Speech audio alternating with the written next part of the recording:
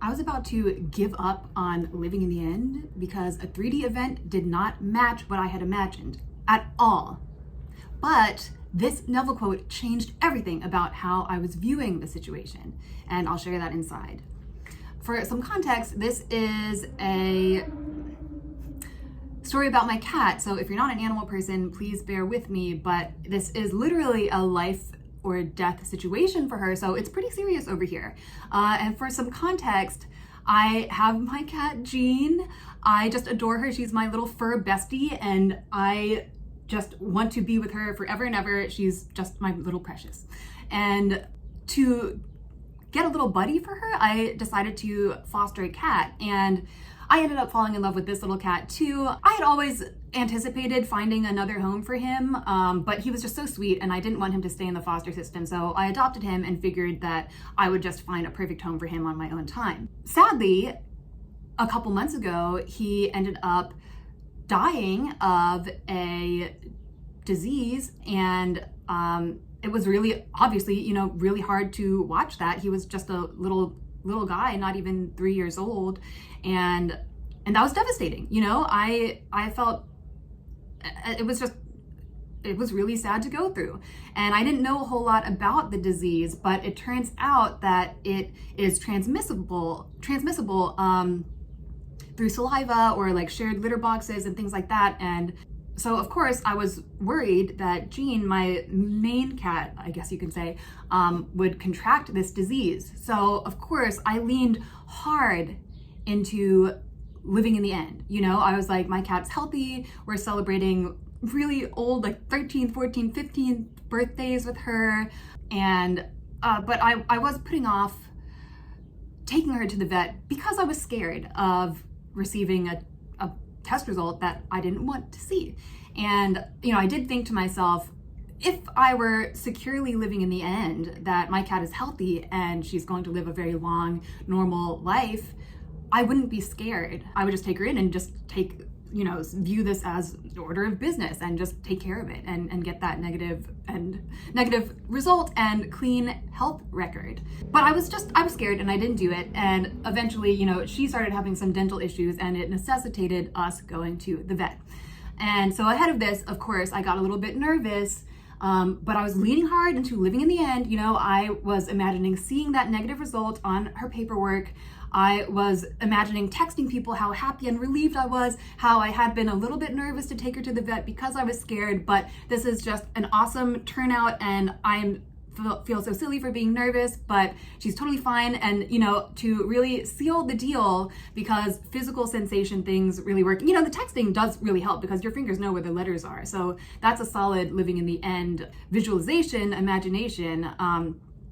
But I imagined setting up her litter box in my partner's bathtub, and he has a cat himself. And so if they were to start living together, that would of course indicate that she is healthy to be around other cats. This is a transmissible disease. So that scenario with me setting up the box, I even heard the crinkling of the plastic bag, putting on her temporary box, feeling the litter, mixing her litter with his litter. I got really specific, because those litters feel different. I heard her, she'll sometimes growl if there's another animal outside the door. So, I heard her growl. I heard my partner's cat with his little squeak. And I was leaning in, and I believed this moment as real. I felt it. So, we go to the vet and we get the blood work done. I don't mention anything about my foster cat. I just, wanted to just assume that everything was just clean and normal and there was no reason to bring it up at all.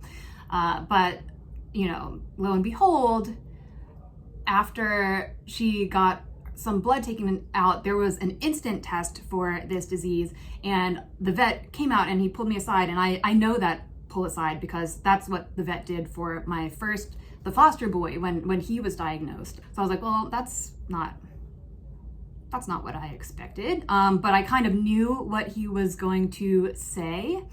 And so he showed me the little snap test. It looked kind of like a COVID test, and it indicated that there was a very faint line that she was positive for this disease. And still I had been living so much in the end with this situation. I thought of a line from a Neville story in The Law and the Promise where this guy says, "That's not what I heard you say." When in his case, he was like looking for a specific record and he was at a record store, and in his imagination, he got the record. In reality, the store clerk was like, "Oh, we don't have that." So this guy's response in his head was, "That's not what I heard you say." And so I kind of played that in my mind to the vet, and I, responded appropriately. I was like, "Oh, that's too bad. That's unfortunate." And but still, in my heart of hearts, I was like, "That's not what I heard you say. It could just be like some temporary false positive or whatever."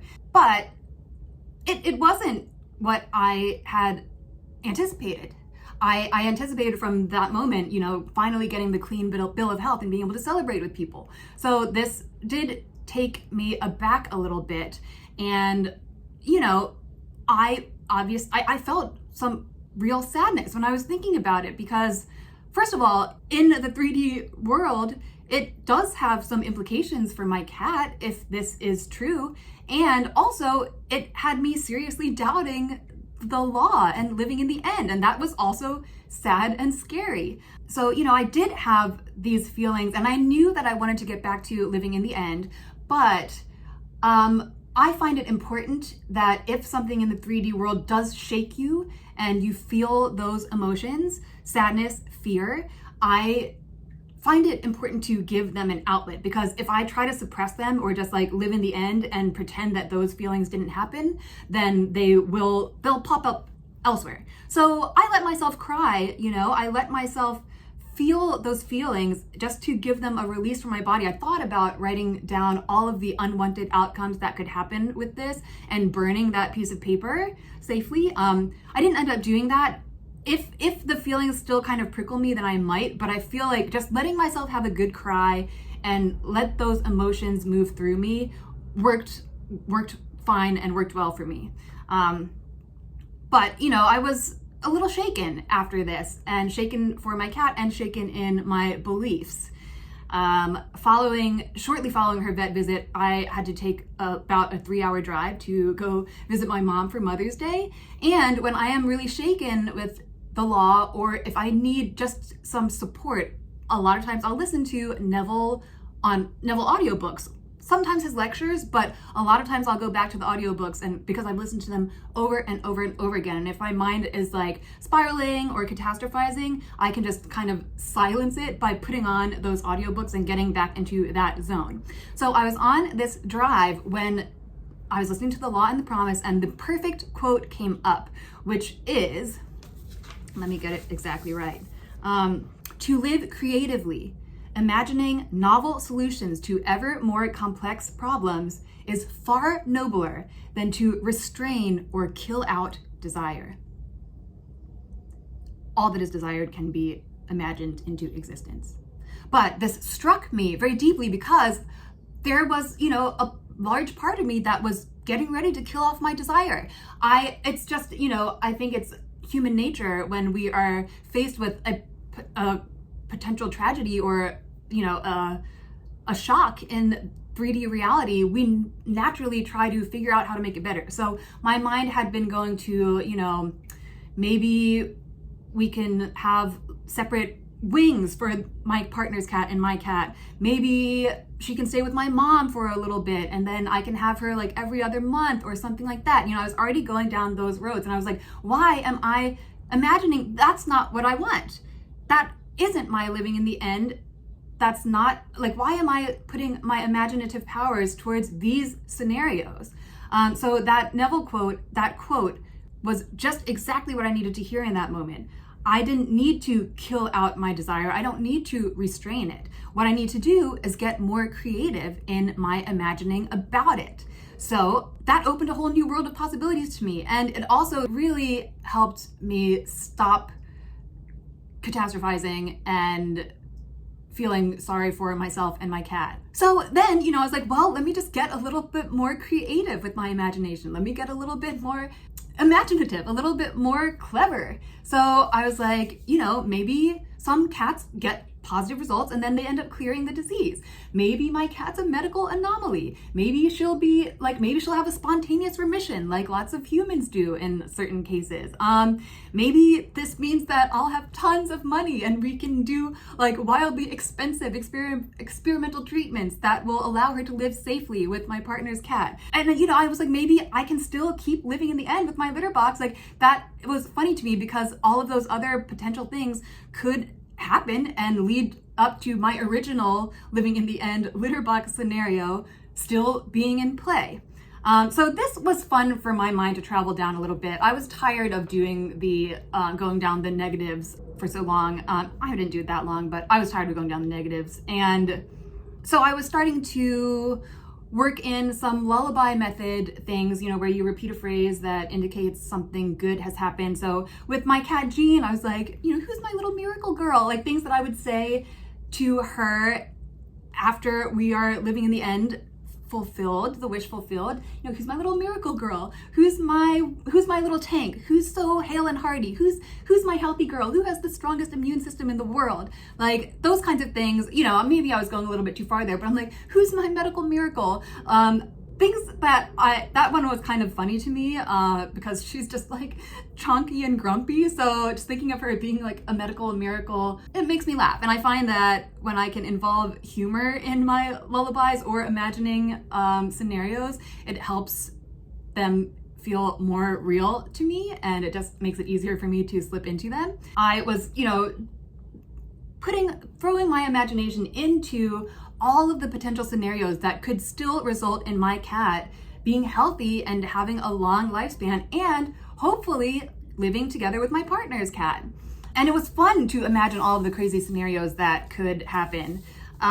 Still, I found myself occasionally experiencing some doubts and some fears. As people who study the law know, it's really hard to flout things that are happening in the 3D, to not take them super seriously, because that's what we've done our entire lives. That's what most people do.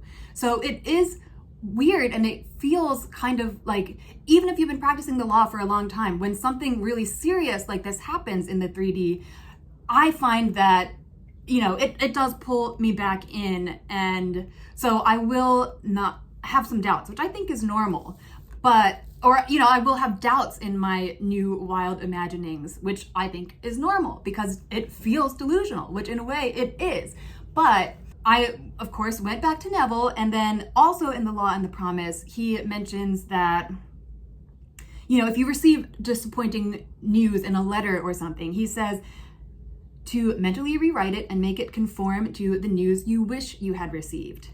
Then, in imagination, read the revised letter over and over again, and this will arouse the feelings of naturalness. And imagined acts become facts as soon as we feel natural in the act. So, if I felt a little bit unnatural with some of the things like my cat experiencing spontaneous remission or whatever, if I would start to have doubts creeping in about that, I was like, well, I can just picture that little test that the vet showed me, and without having feelings towards it one way or the other, I can just observe that those lines were on the negative part this time. And without letting doubts creep in, without being super duper cheerful, just pretty neutral about it, I can hold that test and I can just observe those lines. So I did that over and over and over again. It actually feels good not to force insert joy or happiness into a situation. If there are some fears and doubts creeping in, sometimes that can just feel like your brain is arm wrestling with itself and it doesn't feel real, leaning into the joy. So this gave me something very neutral to just look at over and over and over again. And I can do that, anytime during the day. If I start to feel doubts or if I'm having trouble enjoying my new imaginings, just return to that letter, that test, many times until it starts to feel natural. And I do that, before I go to sleep sometimes or whatever, just to really get that ingrained in my hands and in my mind as a natural feeling thing. So that was really helpful. As part of my, So the 3D still had a little bit of a hold on me because I then wanted to see if any other cats had, previously spontaneously cleared this disease, or, if it's possible for it to show up positive for a little bit and then for it to eventually clear. Or, just I was looking at other scenarios for where this would be, medically possible, what I was thinking. And if I were truly living in the end, sure, I wouldn't need to do that. But again, the 3D, it's hard to totally divorce from sometimes. And so, I saw some things online that corroborated my living in the end scenario, that this actually could be possible for her. But I saw many, many, many, many other things that pointed to a more grim prognosis. So Google with caution. I tried to filter out those things that disagreed with my living in the end scenario, my new ones, but I would say there's not really a reason to do that. I just kind of wanted to verify if there ever had been other little miracle girls. But if I'm truly living in the end, again, that doesn't matter. So when I would, kind of notice the grimmer prognoses, or when I would be like, why am I even doing this? Why am I Googling? Also, we shouldn't do that for our own medical stuff. Why am I doing that here? Because it can just open hypochondriac nature.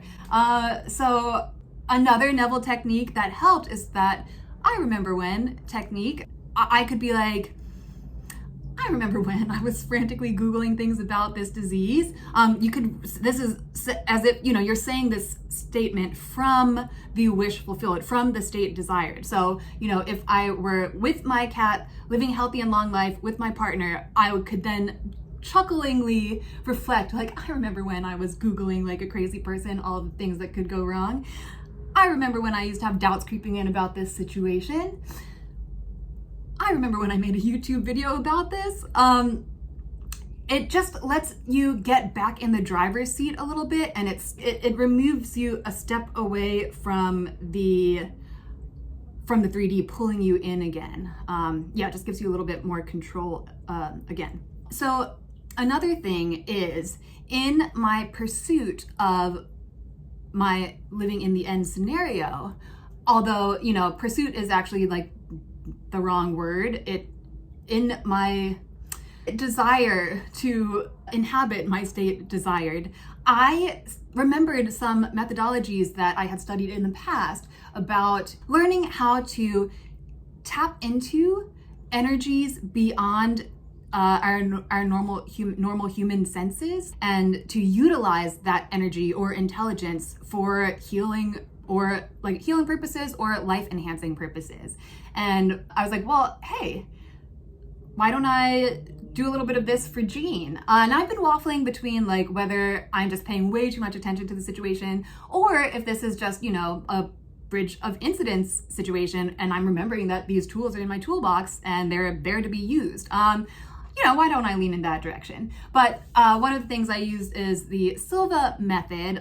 He has this intuition system where you are essentially learning how to hone your ESP senses. And so for one of his exercises, you project into your pet and you kind of take a look at all of their various systems, their skeletal system, organs, vascular system, and kind of just check things out and impart some healing energy there. So I did that, and also I do the gateway tapes sometimes, which are another way of getting in touch with expanded consciousness and learning how to make that work for you.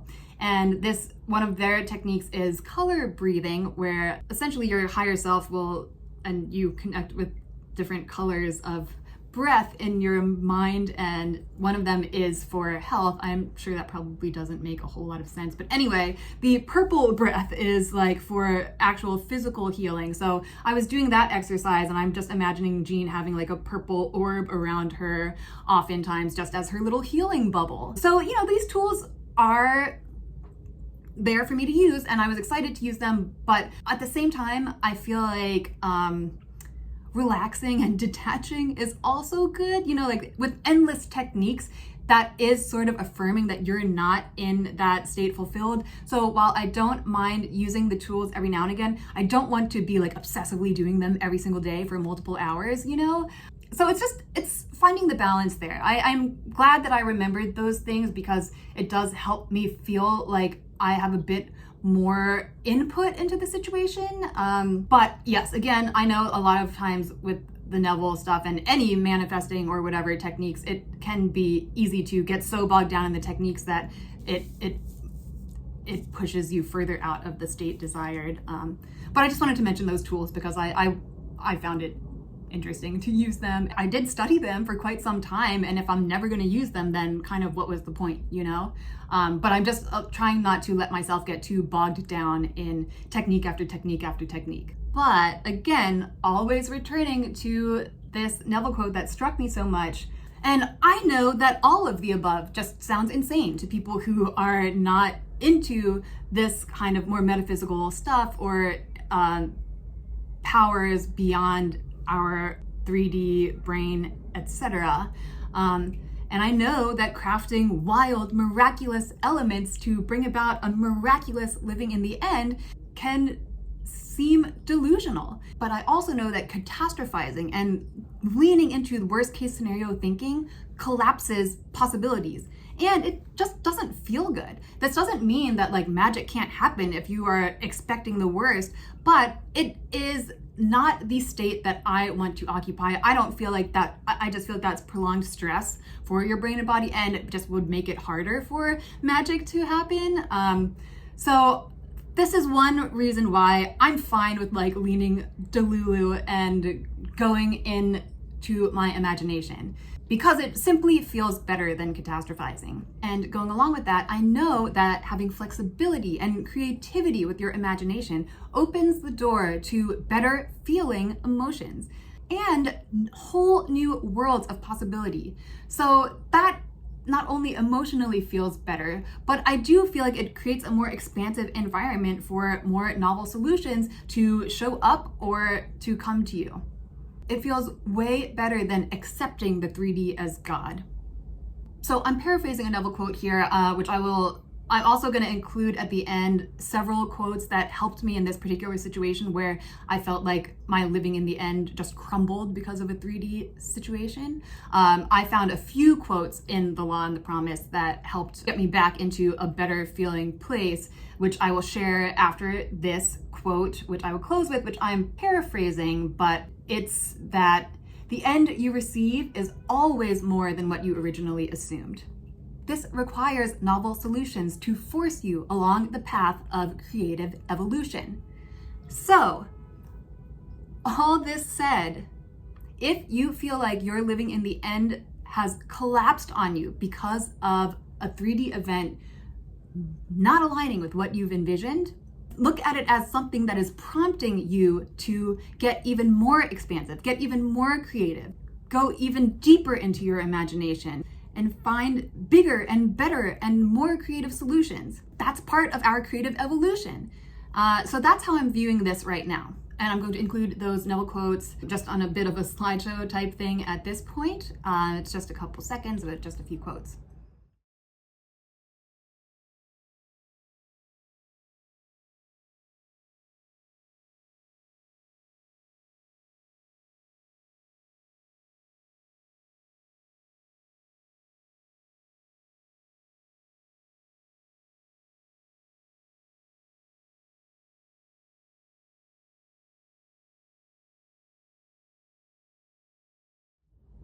And if you have made it to the end of this video, thank you so very much for watching. I really appreciate it. It's a little bit vulnerable putting this out here because, you know, I'm in the midst of reimagining, but I wanted to share it because I just found this. I know that this is a situation that can happen a lot, and I found such inspiration with these Neville quotes that I wanted to share them and how it changed my experience here. So if there's any living in the end situation that the 3D world is requiring you to reimagine and to, you know, get more creative and more novel, please drop it in the comments, because if you need some help imagining more scenarios to get to that end state, the wish fulfilled, I would love to help.